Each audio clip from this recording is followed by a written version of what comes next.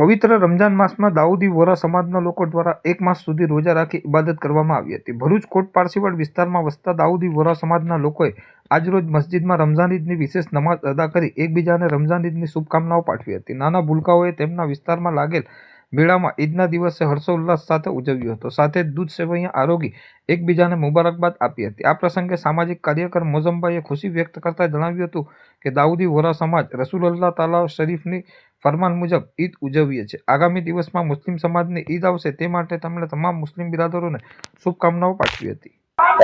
હું સામાજિક આગેવાન મોઝમ।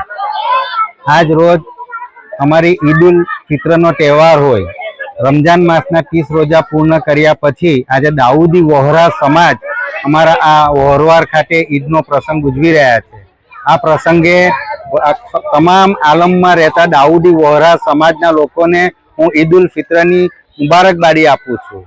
સાથે સાથે આપના માધ્યમથી એકાદ બે દિવસમાં આવતી મુસ્લિમ સમાજની ઈદને ધ્યાનમાં રાખી સમગ્ર મુસ્લિમ સમાજ અને દરેક ભારતવાસીઓને હું ઈદની મુબારકબાદી પાઠવું છું અને અમારા ભારત દેશમાં શાંતિ, અમન અને સુખ રહે તેવી શુભેચ્છા પાઠવું છું।